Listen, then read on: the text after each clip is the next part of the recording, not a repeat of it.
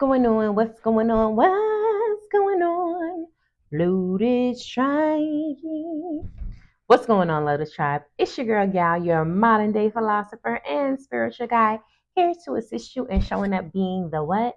The best version of yourself. Y'all, I'm looking at myself and I'm ready to chop it off. Don't worry about it. Today, we're going to be discussing a few things I wish I knew before I started the journey, the spiritual journey, the soul journey. And why 11? 11 because 11 is one of my favorite numbers, and I see 1022 right now. So yes, 11. I was born on the 11th. A lot of great people were born on the 11th, at least in my mind. Me, anyways, I said it. So the first one is going to be, it is your personal journey.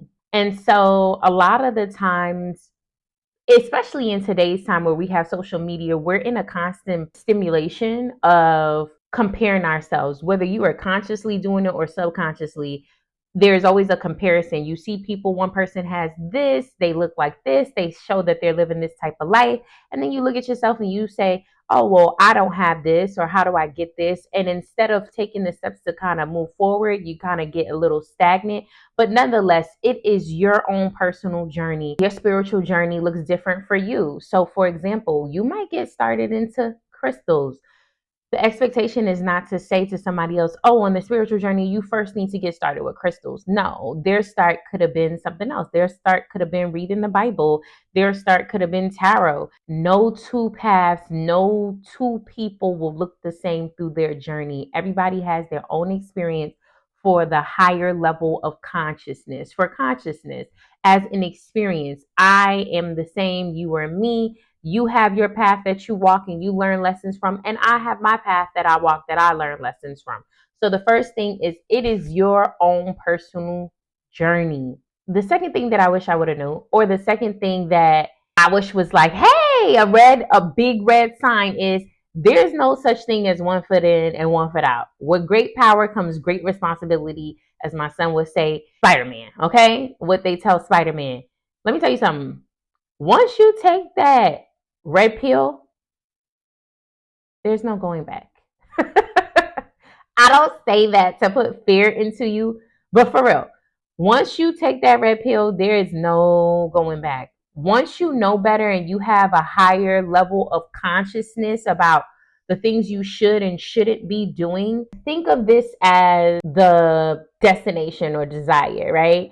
For my son, what I tell him at school, you not listening.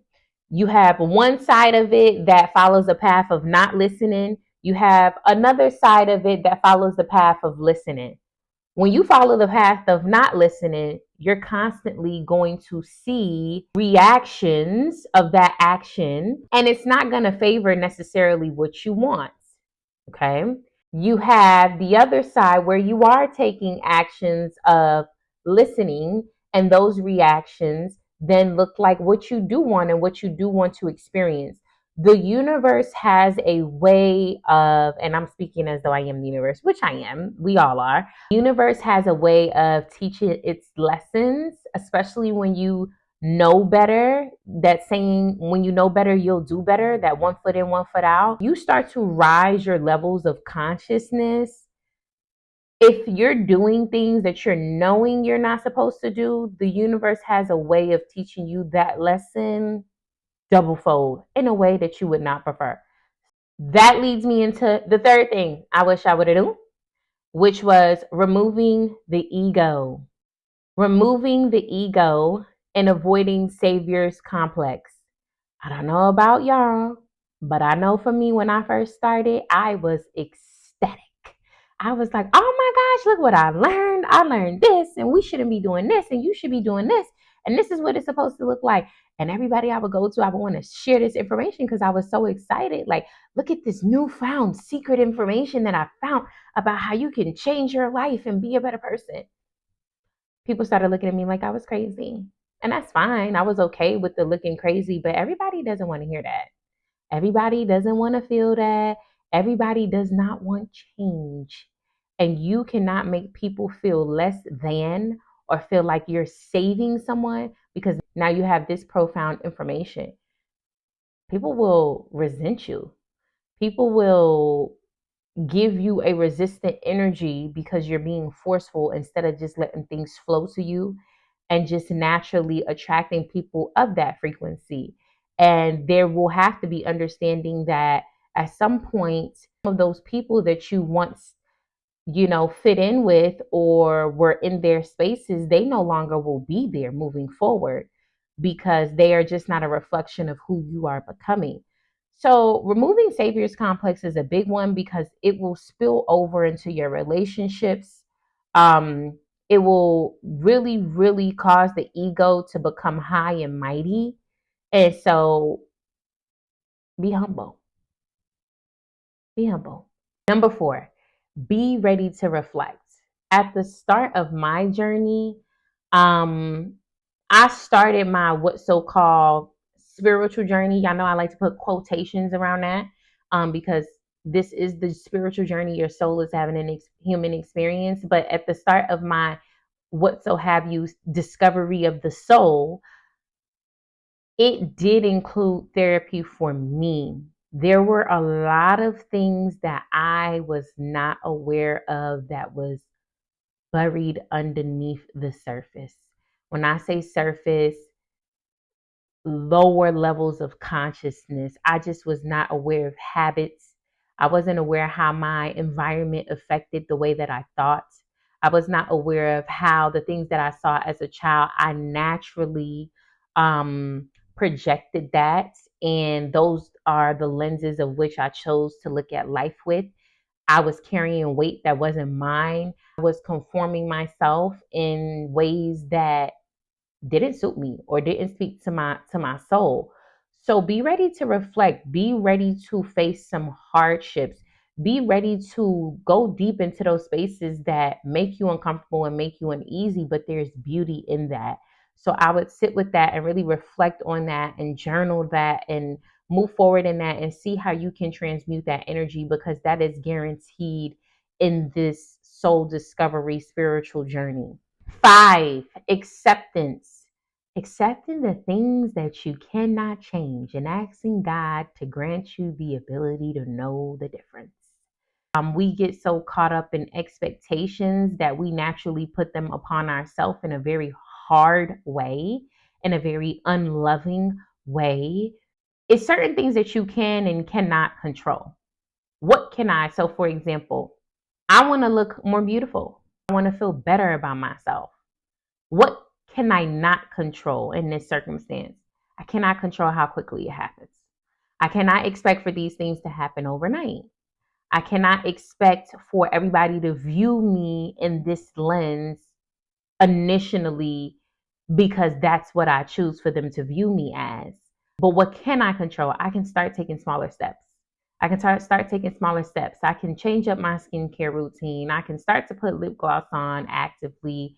I can start to be more mindful of the products that I get. I can start to be mindful about the clothes that I choose to purchase. I can start to look up certain things on YouTube about styles and Pinterest. Have the ability to accept the things that you cannot change and accept it for what it is. I'm not saying that it's always going to feel good. I'm not saying that it is something that you would prefer all the time, but really learning how to accept, because when you cannot accept things that you cannot change, it really makes the journey a little bit more difficult because then the lessons have to come through relinquishing control and surrendering. And so to me, surrendering and acceptance kind of go hand in hand. When you learn to accept, you then kind of get your grips off of holding something so tight, to cling it onto you. Number 6, also a really important one. Healing is a journey. Rome wasn't built in a day. The Great Wall of China was not built in a day. In fact, the Great Wall of China was built over years, spans of years of time with many different generations. I'm not exactly sure of the true full details. I think I read it on I think I read about the Great Wall on a statewide test or something like that. And if those facts are true, I'm paraphrasing. Who you are today, if you continue to grow, because if you ain't growing, you ain't living, you will be a different version of yourself than you are today. You have to understand that you're not going to be this person overnight if that's your goal and that's what you want to get to. Again, the spiritual journey is personal, it's different. However, it's a journey. It takes time. You're going to experience through life. You're going to experience things you probably never would have imagined that will propel you into growth. 7 is the journey sometimes, or these great awakenings, or these real strong um catalyst of growth comes with suffering.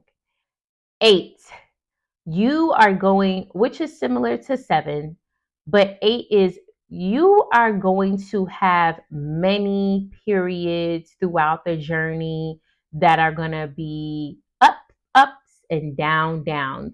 That is lifing. And so you'll go through different phases of your life where you will have to reintroduce yourself to yourself and everyone else around you. And in those phases, you will lose people that were reflections of your old self as you become the version of yourself that you're choosing to be at the end of that metamorphosis, or the caterpillar becoming the butterfly, or the phoenix rising from its ashes. Number 9, patience is a virtue. Baby, this one right here, as a Taurus sign, it is exactly what Nipsey said. It's a marathon, not a sprint. You running a marathon against yourself, only yourself. When you look to the right, you look to the left of you, it's you. It's nobody else. There's no comparison. It is you showing up being the best version of you, passing the baton to you. And so you have to allow the journey to do what it does, because you have purpose and you have a mission. And so there are things you have to learn and experience as you go along this journey in order to shape you and help build you to the version of yourself that you're destined to be. Patience is a virtue. It will not happen overnight. It will take time. Number 10, practicing gratitude. Life is the lens of which you choose to look at it in. If you only see negative, you will only attract negative. If you only feel negative, you will only continue to experience negative as your reflection. Even when you're going through cringing, hardship, difficulty, it is important to know that everything is always working for you and never against you. That is the lens of which you need to choose to look at life. And being optimistic, even if sometimes optimism looks a little delusional, not delusional enough where it's breaking a boundary, but delusional enough to know that you're looking at your hardships like, oh, okay, this is preparing me to be better. I'm showing up being a better version of myself. This is needed for me to get to the next place. Not for you to go through an experience and for you to be like, oh my gosh, my life, God is always punishing me. No, the universe is always working for you. It's probably a little difficult because you're missing some lessons that you should have recognized, or there's no should. So let me reframe that. That you are needing to recognize that you haven't recognized yet because you are not opening your ears or your eyes, or you lack clarity. So you are experiencing these difficulties as a constant reflection of yourself.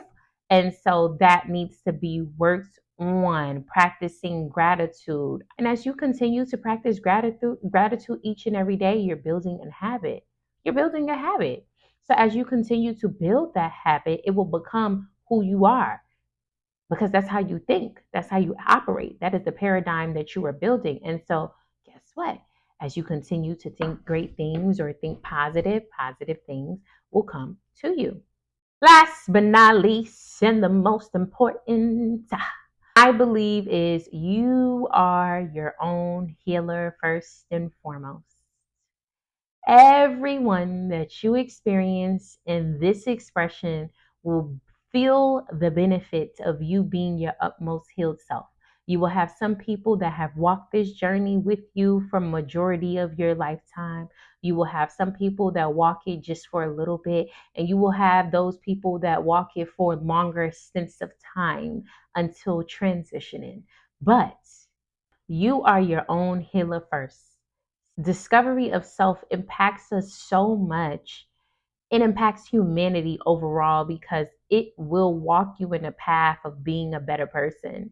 Not saying that you're not a good person now, but a better person, right? And so as you start to find gratitude in the smaller things and you start to extend compassion and grace, you will take in the rest of the world in that same breath. And so, as you begin to have a discovery of self and embody love, you can extend love. And if everybody is choosing to walk that path, imagine as a collective, as a whole, as that final product of Rome. And I'm saying that very loosely. I don't even want to use that, but I think that this will drive my point. The final product of Rome and Rome not being built in a day. Imagine each and every day as each and every person. And then each and every day made the product of Rome. Each and every person makes the greater product of the planet and the universe and the higher level of consciousness. And so you are your own healer first before you can start to try to heal other people. You need to make sure that you heal yourself for whatever which way that looks like for you. There is no limitation or box for what this is supposed to look like because it's your own unique experience. And so I encourage you to step into new identities of yourself and to become reflective. And if you need somewhere to start, look at my description down below. I have a 4-day self identity shifting workbook that will provide journal prompts for you in order for you to reflect and really, really tune in and tap in with oneself in order to shift and be a better version of yourself. So, that was my list of 11 things I wish I would have knew before starting this spiritual journey, this self-discovery, this self-love. Sending you so much love and light, Lotus Tribe. Until next time, yeah.